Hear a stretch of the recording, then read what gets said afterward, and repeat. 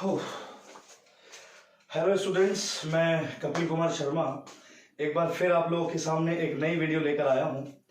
और इस वीडियो में मैं आपको कॉमर्स सब्जेक्ट से संबंधित कुछ बातें बताऊंगा। ये वीडियो मेरी क्लास 12 के स्टूडेंट्स के लिए है। जो स्टूडेंट क्लास 12 में पढ़ रहे हैं वो अच्छी तरह से जानते हैं कि मेरे द्वारा जो वीडियो पहले से अपलोड की जा चुकी हैं या जिन स्टूडेंट ने मेरे द्वारा अपलोड की गई वीडियो देखी हैं उनको पता है कि हमारी कौन सी सीरीज चल रही है। लेकिन फिर भी जो स्टूडेंट नए जुड़े हुए हैं मैं उनको बता देता हूं कि हम लोग बैंकिंग सब्जेक्ट में क्रेडिट इंस्ट्रूमेंट चला रहे थे। क्रेडिट इंस्ट्रूमेंट मतलब शाख पत्र स्टार्ट कर रहे थे।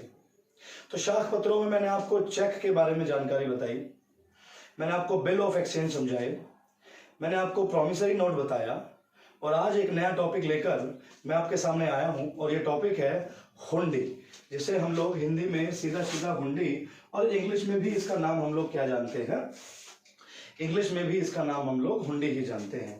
तो बेसिकली क्या है कि क्रेडिट इंस्ट्रूमेंट के बारे में मैंने आपको बताया था कि ग्राहक और व्यापारी के मध्य जो लेन देन होते हैं, जो क्रेडिट मतलब उधार की स्थिति जो होती है उसमें उपयोग करने वाले जो इंस्ट्रूमेंट हैं, जो डॉक्यूमेंट हैं, उन्हें हम लोग क्या कहते हैं, उन्हें कहते हैं क्रेडिट इंस्ट्रूमेंट। इसी के रिगार्डिंग हमने चेक के बारे में आपसे जिक्र किया, आपको बिल ऑफ एक्सचेंज बताया, उसी की तरह मैंने आपको प्रॉमिसरी नोट बताया। लेकिन यहां भी एक तरह से credit instrument bill of exchange और प्रॉमिसरी नोट की ही तरह है, थोड़ा सा ही परिवर्तन है। उसको समझने की कोशिश कीजिएगा कि ये हुंडी क्या होती है। एक्चुअली प्रॉमिसरी नोट और जो बिल ऑफ एक्सचेंज है वो दोनों के दोनों एक एक्ट के अंतर्गत आते हैं। और वो एक्ट कौन सा था मैंने आपको बताया था, negotiable act. Negotiable act, negotiable act 1881। तो ये प्रॉमिसरी नोट और बिल ऑफ एक्सचेंज दोनों को इसके अंडर में डेफिनेशन दी गई है, इसके अंडर में या इसके अंडर में समझाया गया है। लेकिन हुंडी को हम लोग इस एक्ट में नहीं लेते, विनिमय साध्य डॉक्यूमेंट के अंतर्गत हम इसको नहीं समझाते, ना ही इसको लेने की कोशिश करते हैं। तो यहां आपको समझना है कि हुंडी क्या होती है। हुंडी के बारे में मैं आपको बताता हूं कि हुंडी एक प्रकार का शाख पत्र है या एक प्रकार का विनिमय का साधन है। और विनिमय का साधन किस किस के मध्य है, या तो ऐसा मान लीजिए व्यापारी के और ग्राहक के मध्य है, या दो ऐसे व्यक्तियों के बीच में है जिनके बीच में पैसे का लेन देन हो रहा है, उनके मध्य है। एक प्रकार का डॉक्यूमेंट और लिखा जाता है जिसे हम लोग क्या कहते हैं, जिसे हम लोग हुंडी कहते हैं। तो इस संबंध में आप लोगों के सामने कुछ और टॉपिक्स या और टॉपिक में लेके आया हूं जिसका नाम हुंडी है। तो हुंडी काफी समय पहले उपयोग में लाई जाती थी, लेकिन हुंडी के उपयोग होते होते समय के बीतते बीतते नए नए प्रकार के क्रेडिट इंस्ट्रूमेंट आने लगे, जिससे नए नए इंस्ट्रूमेंट आने से हुंडी का जो प्रयोग है वो धीरे धीरे क्या होता चला गया, कम होता चला गया। हुंडी का प्रयोग हमेशा क्षेत्रीय भाषाओं में होता है। जिस क्षेत्र में इसको लिखा जा रहा है, जिस क्षेत्र में इसका उपयोग किया जा रहा है, वहीं इसका या वहां की भाषा में इसको लिखना बहुत आवश्यक होता है। तो आप लोगों के लिए एक छोटा सा पोर्शन कि सबसे पहले आप इसकी विशेषताएं नोट कर लीजिए, जिससे आपको आसानी से समझ में आ जाए कि ये हुंडी क्या है। 2 मिनट का समय, जल्दी जल्दी देख लीजिए।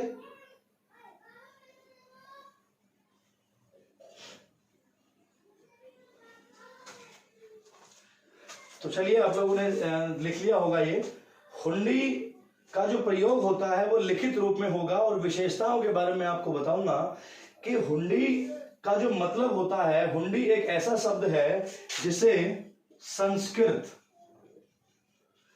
संस्कृत भाषा के एक शब्द से लिया गया है, जिसका मतलब है, या वो शब्द कौन सा है, हुंड एक शब्द है। हुंड का मतलब क्या होता है, संस्कृत भाषा के हुंड का क्या मतलब होता है, संग्रह करना। संग्रह का मतलब होता है इकट्ठा करके रखना, स्टोर करके रखना। तो इस प्रकार की या जो इस प्रकार के जो क्रेडिट इंस्ट्रूमेंट है या इस प्रकार के जो कागजात हैं वो महाजन, साहूकार या व्यापारियों के मध्य उपयोग किए जाते थे। अब हम लोग स्टार्ट करते हैं कि हुंडी वास्तव में इसकी परिभाषा को कैसे समझा जाता है। हुंडी की परिभाषा को समझने के लिए कि दो व्यक्तियों के बीच में एक व्यक्ति लोन देने वाला है और दूसरा व्यक्ति लोन लेने वाला है, तो जो लेने वाला व्यक्ति है, जो ऋण ले रहा है, वो लिख कर देगा किसको, लोन देने वाले को लिख कर देगा कि मैं आपको 2 महीने बाद इतना पैसा मैं आपको पे कर दूंगा। समय होगा, उसमें शर्त हो भी सकती है, नहीं भी हो सकती। क्योंकि आप जानते हैं बिल ऑफ एक्सचेंज और प्रोमिसरी नोट अनकंडीशनल होते हैं, उसमें किसी भी प्रकार की शर्त नहीं रखी जाती। लेकिन हुंडी में शर्त हो सकती है, शर्त लिखी जा सकती है, तो वो लिख कर देता है। उम्मीद है कि आप लोगों ने ये सारी चीजें नोट कर ली होगी, जिसमें मैंने आपको विशेषताएं बताई है। तो विशेषताओं के बारे में कुछ जिक्र करते हैं कि विशेषता है हुंडी की, सबसे पहले है लिखित। तो लिखित विशेषता के बारे में बताता हूं कि हुंडी एक ऐसा डॉक्यूमेंट है जो लिखित अवस्था में होता है, और लिखित अवस्था में मैंने आपको बताया कि इसको लिखा जाएगा, लेकिन कौन सी भाषा में लिखा जाएगा, क्षेत्रीय भाषा में लिखा जाएगा। जिस क्षेत्र में, जिस प्रांत में इसे लिखा जाता था या लिखा जाता है, वहां की भाषा का उपयोग होता है। किसके लिए, हुंडी के लिए। अगर हुंडी लिखनी है तो हुंडी लिखने के लिए क्षेत्रीय भाषा का प्रयोग करना होगा। जैसे खड़ी बोली है, अवध की भाषा है, या भोजपुरी लैंग्वेज है, या जिस क्षेत्र में भी इसका उपयोग हो रहा है वहां की भाषा में ही इसको लिखा जाता है, ऐसा समझने की कोशिश करेंगे। यहाँ मैंने दूसरा पॉइंट यहाँ पे लिखा हुआ है क्षेत्रीय भाषा का। तो भाषा के बारे में मैंने आपको अभी अभी डिटेल बता दिया है कि हुंडी जो है लिखित होनी चाहिए, ओरल बोल के नहीं होगी। लोन लेने वाला व्यक्ति बोल के नहीं कहेगा कि मैं आपको 2 महीने बाद या 4 महीने बाद आपका पैसा वापस लौटा दूंगा। इसके लिए इन्हें क्या करना होगा कि ये लिखित होनी चाहिए, और भाषा वही भाषा जिस क्षेत्र में इसको लिखा जा रहा है। इष्ट देव का नाम, इष्ट देव का नाम वैसे तो हमेशा किसी भी बही खाते का जो शुरुआत करते हैं, कहते हैं कि इस बही खाते का श्री गणेश हो चुका है। श्री गणेश का मतलब है कि इसकी शुरुआत हो चुकी है। तो श्री गणेश और माता लक्ष्मी का नाम हम लोग वहां पे अपने हुंडी पर दाएं तरफ लिख सकते हैं, जिससे थोड़ी धार्मिक भावना बनी रहती है हुंडी के प्रति। तो इष्ट देव या तो वो देव या वो देवता या वो भगवान जिसे कोई व्यापारी, साहूकार, महाजन ज्यादा मानता है, या अधिकांश लोग श्री गणेश का ही उपयोग करते हैं। ऐसे शब्द श्री गणेश के नाम से ही उपयोग किए जाते हैं। अगली जो हेडिंग है दैट इज धनराशि, और धनराशि के आगे मैंने 2 शब्द लिखे हुए हैं, दूना या आधा। दूना या आधे का मतलब है कि कहीं कहीं पे इसके बारे में लिखा जाएगा कि अगर 6,000 रुपए की बात है तो 6,000 पहले अंकों में लिख दिए, रुपए 6,000, यहाँ पे रुपए 6,000, रुपए 6,000 व 3,000 के 2 गुने, 3,000 के 2 गुने। मतलब इसमें जो रुपए की वैल्यू लिखी जाती है, जो पैसे लिखे जाते हैं, वो कई तरह से लिखे जाते हैं। अंकों में भी लिखे जाते हैं, शब्दों में भी लिखे जाते हैं, और जितनी वैल्यू है उसका आधा करके बता देते हैं, या उस वैल्यू का जो रुपए है उसका डबल करके बता देते हैं। तो दूना या आधा। धनराशि तो लिखनी होगी। 2 व्यापारी या 2 महाजन या 2 व्यक्तियों के बीच में अगर कोई लेन देन हो रहा है पैसे का, तो जितने पैसे का लेन देन हुआ उन पैसे को लिखना तो बहुत आवश्यक है। नहीं तो उस हुंडी के लिखने का या बिल ऑफ एक्सचेंज के लिखने का कोई भी औचित्य होता ही नहीं है। तो अगली हेडिंग जो है वो है देनदार पर लिखी जाती है। देनदार कौन होता है, जो लोन ले रहा है। तो लोन लेने के बाद उसको 2 महीने के बाद देना भी तो है। तो देने के लिए क्या होगा कि जो व्यक्ति देनदार है, जो पेई है, जो पैसे देगा, उस पर यह हुंडी लिखी जाती है। आपको समझना है कि हुंडी किस पर लिखी जाएगी, हुंडी लिखी जाएगी देने वाले पर, जो पैसे का भुगतान करेगा, जो पैसे देगा, उस पर हुंडी लिखी जाती है। उसके बाद है बेटा टिकट और हिंदी संवत या मिति। थोड़ा ध्यान रखेंगे। टिकट, बिल ऑफ एक्सचेंज हुआ, प्रोमिसरी नोट हुआ, और इवन हुंडी हुआ, इन पर हम लोग एक डाक टिकट का उपयोग करते हैं। जितने रुपए के लिए हुंडी लिखी जा रही है, उतने रुपए के मूल्य के हिसाब से, जो उचित रेट के हिसाब से टिकट लगता है, उस पर टिकट चिपका दिया जाता है। टिकट चिपकाने से उसका जो वैल्यू है वो बढ़ जाती है। मतलब जो हुंडी है वो वैज्ञानिक हो जाती है, वैज्ञानिक कानूनी रूप से वो ज्यादा मान्यता हो जाती है। आगे लिखा हुआ है हिंदी संवत। इसमें जो तारीख लिखी जाती है वैसे तो क्षेत्रीय भाषा के हिसाब से लिखी जाती है, लेकिन जो तारीख लिखी जाती है वो हिंदी संवत के हिसाब से लिखी जाती है। अंग्रेजी कैलेंडर के हिसाब से डेट नहीं लिखी जाती। आपको समझना है कि हिंदी जो कैलेंडर है, जो हिंदू कैलेंडर है, वो इंग्लिश कैलेंडर से कुछ वर्षों आगे चलता है। आपके घर में जो कैलेंडर होगा उस पर आप देख सकते हैं कि इंग्लिश कैलेंडर की जो डेट है, जैसे 2020 चल रहा है, तो हिंदी या हिंदू कैलेंडर में वो 2077 या 78 के आसपास चलेगी। वो आगे की तरफ चलती है, लगभग 50-55 साल का गैप रहता है इनमें। और हिंदी संवत या मिति मतलब कुछ महीने हिंदू कैलेंडर के हिसाब से, जैसे चैत्र, बैसाख, जेठ, महा, पूस, कुछ इस तरह के शब्द या जो इस तरह के महीनों के जो नाम होते हैं वो महीनों के नाम इसमें उपयोग किए जाते हैं। आगे देखने की कोशिश कीजिएगा। दाएं और हस्ताक्षर करेगा। जो व्यक्ति लिख रहा है इसको, जो लेखक है, मतलब हुंडी का जो लेखक है, वो अपने हस्ताक्षर कहाँ करेगा? हुंडी के राइट साइड में करेगा। मेरा ये वाला हैंड है राइट, आपका दूसरे वाला होगा। चूंकि आप मुझे आगे की तरफ से देख रहे हैं तो राइट हैंड पे जाओ। हुंडी होगी, हुंडी के राइट हैंड पे जो है वो अपने हस्ताक्षर करेगा हमेशा। कौन करेगा? जो लेखक है। थोड़ा ध्यान दीजिएगा, लेखक के बारे में बताऊंगा मैं आपको।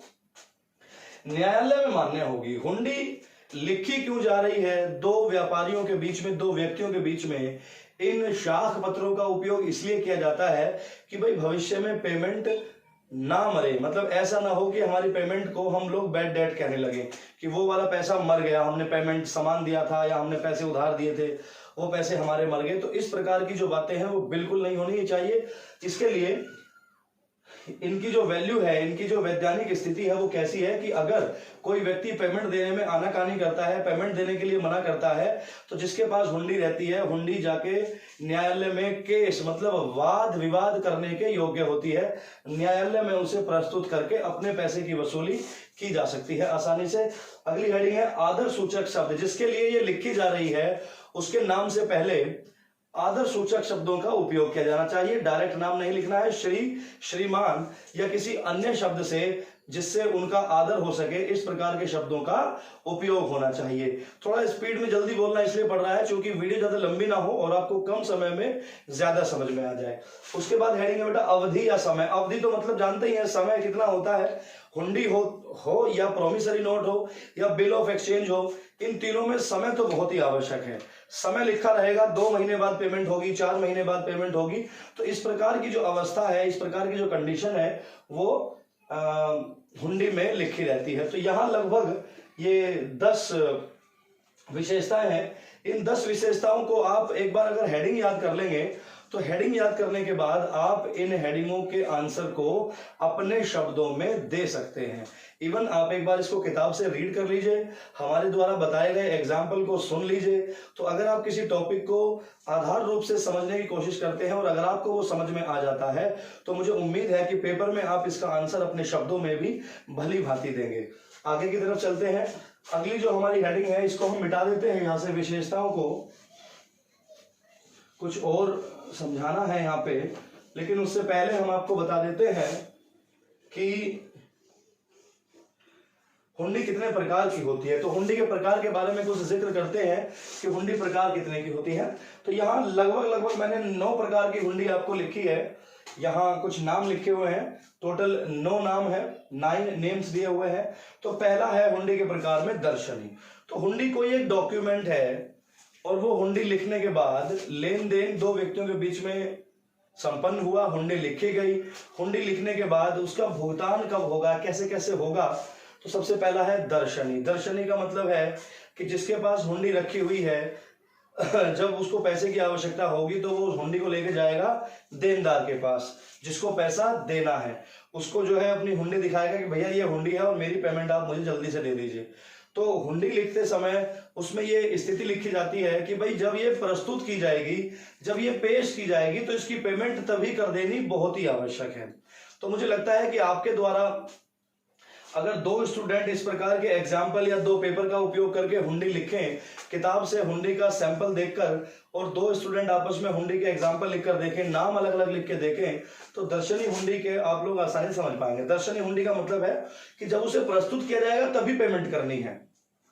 इसमें डेट लिखने की कोई आवश्यकता नहीं है, दोनों के बीच में कंडीशन पहले ही हो जाती है। अगली हेडिंग है मुद्दती। मुद्दती में आप लोग यहाँ समय भी लिख सकते हैं, इसको समय लिख सकते हैं।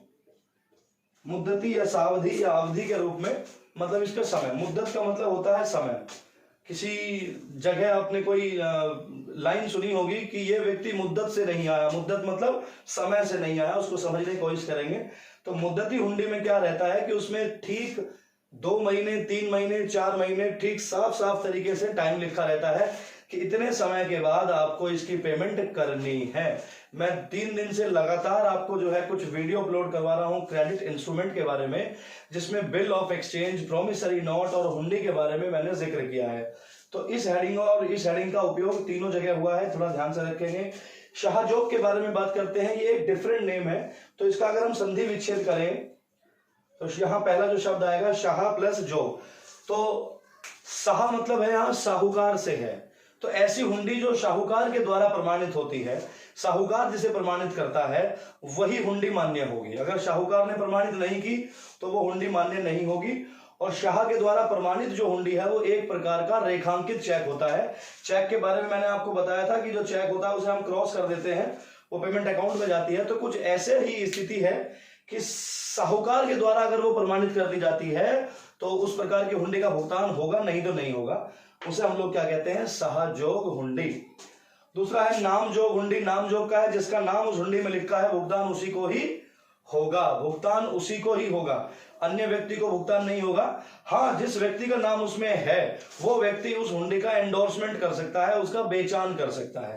बेचान और एंडोर्समेंट से संबंधित 1 या 2 वीडियो YouTube पर पहले से अवेलेबल है, जिसे आप लोग देखकर आसानी से तैयार कर सकते हैं। कुछ आगे की तरफ बढ़ते हैं। धनी जोग। धनी जोग में क्या है, या यहां पे लिख सकते हैं यहां लिख सकते हैं हम वाहक। वाहक से संबंधित कुछ बातें होती हैं कि वाहक क्या है। तो वाहक से संबंधित है कि एक ऐसा व्यक्ति जिसके पास हुंडी है और वो लेकर जाएगा, पेमेंट उसी को हो जाएगी। जिसको पेमेंट प्राप्त करनी है वो क्या काम करेगा, अपने किसी लड़के को, अपने किसी परिचित को वो हुंडी दे देगा और बोलेगा कि जाओ और वो मेरी पेमेंट लेके आना, आज डेट है, आज पेमेंट देने का टाइम है। तो वाहक कौन होता है, जो उसे हुंडी को लेके जा रहा है। उस बात पे थोड़ा सा ध्यान देंगे। उसके बाद है जोखिमी हुंडी। जोखिम में क्या मतलब होता है कि इस प्रकार के हुंडी में सामान की या पैसे की जो है सुरक्षा के संबंध में बात की जाती है। इसमें विक्रेता क्या करता है कि माल के साथ, जो सामान भेज रहा है, माल के साथ वाहक को, वाहक मतलब जो सामान लेके जा रहा है या जो हुंडी लेके जा रहा है, तो सामान के साथ में एक व्यक्ति को भेजेगा कि भाई ये सामान दे आओ, डिलीवरी होना है, ये सामान जाके उस आदमी को देना है। लेकिन ये सामान कब देना है, ये सामान तब देना है जब इस हुंडी को वो स्वीकार कर ले। ये हुंडी लिख के दे रहा हूं मैं, सामान गाड़ी में से तभी उतारना है जब वो इस हुंडी को पढ़ लेगा और इसको स्वीकार कर लेगा, इस पर हस्ताक्षर कर देगा, तभी सामान की डिलीवरी होनी है, नहीं तो नहीं होनी है। दूसरा, यदि रास्ते में सामान का कोई नुकसान हो जाता है, जोखिम का मतलब यही है, यदि सामान का नुकसान हो जाता है तो जो उस हुंडी का खरीदार होता है, उस हुंडी का जो खरीदार होता है वही उसका पेमेंट करेगा, वही उस नुकसान की भरपाई करेगा। ये समझने की योग्य बात है। जवाबी हुंडी में क्या है, जवाबी हुंडी में ये होता है कि जो पैसे लेने वाला है उसने हुंडी भेज दी और हुंडी भेजने के बाद पेमेंट कर दी। जिसको पेमेंट देनी थी उसने पेमेंट दे दी, लेकिन पेमेंट देने के बाद वो पेमेंट देने वाला आदमी लेने वाले को एक लेटर लिख के भेजेगा कि भाई साहब मुझे जवाब दे के भेज दो कि आपको पेमेंट मिल गई या नहीं मिली। तो जिसको पेमेंट मिल जाती है वो लिख के भेजता है कि हाँ मुझे पेमेंट मिल गई, कंफर्म हो गया। और जो देने वाला व्यक्ति है उसके पास भी सबूत हो गया कि हाँ भाई उसने लिख के बताया है कि पेमेंट उसको रिसीव हो गई। कुछ ऐसी स्थिति है जवाबी हुंडी की। और देखनहार का मतलब है देखनहार, बड़ा ही एक संस्कृत का शब्द नजर आ रहा है। तो देखनहार का मतलब है कि जब हुंडी को देखा जाए, कुछ दर्शनी के संबंधित है कि जब हुंडी प्रस्तुत होगी तभी उसकी पेमेंट साफ साफ तरीके से कर दी जाएगी। तो ये तो थे हुंडी के प्रकार। और इसके अलावा मैं आपको बताता हूं, एक हेडिंग आती है यहाँ पे, पक्षकार कौन कौन है, इसके पार्टीज कौन कौन होती हैं। एक तो ड्रॉई होता है और एक ड्रोवर होता है। ये तो पहले से ही है। ड्रोवर कौन है, लेखक जो लिख रहा है। और ड्रॉई कौन कर रहा है, ड्रॉई को हम यहां भुगतान करता भी कह सकते हैं, जो भुगतान करेगा, भुगतान करता या स्वीकार करता भी कह सकते हैं इसको। इसमें एक टॉपिक और ऐड कर सकते हैं हम लोग, पेई। पेई का है कि अगर एंडोर्समेंट कर दिया गया तो एंडोर्समेंट के बाद एक पार्टी इसमें और जुड़ जाती है, तो पक्ष 4 में 3 चीजें आती हैं, ड्रॉवर, ड्रॉई और पेई। इस तरह हम लोगों के द्वारा एक वीडियो जो आज रिकॉर्ड हुई है, जिसमें मैंने आपको हुंडी के विषय में बताया, और उम्मीद करता हूं कि आपको हुंडी से संबंधित कुछ टॉपिक्स क्लियर हो गए होंगे। और मैं आपको एक इन्फॉर्मेशन दे दूं कि हमारे द्वारा इकोनॉमिक्स की एक सीरीज चलाई जा रही है जो इसी हफ्ते स्टार्ट होगी। तो जो स्टूडेंट्स इकोनॉमिक्स में इंटरेस्ट रखते हैं वो इकोनॉमिक्स की जो बेसिक चीजें हैं, हमारे द्वारा जो वीडियो अपलोड की जाएगी उसमें बेसिक चीजों का ज्ञान जरूर कराया जाएगा। तो मेरी आपसे रिक्वेस्ट है कि हमारे द्वारा जो भी वीडियो इकोनॉमिक्स की अपलोड की जाए उसे आप जरूर देखिएगा। और ध्यान रखिए, YouTube चैनल को जिसका नाम ग्रीनफील्ड एकेडमी है उसे आप लगातार सब्सक्राइब करते रहें और कमेंट करके बताते रहें कि हमारी वीडियो कैसी बन रही है। अगर किसी टॉपिक में या किसी भी क्वेश्चन में आपको कोई परेशानी आती है तो मैं पूरी कोशिश करूंगा आपको उसके जवाब देने की। नमस्कार।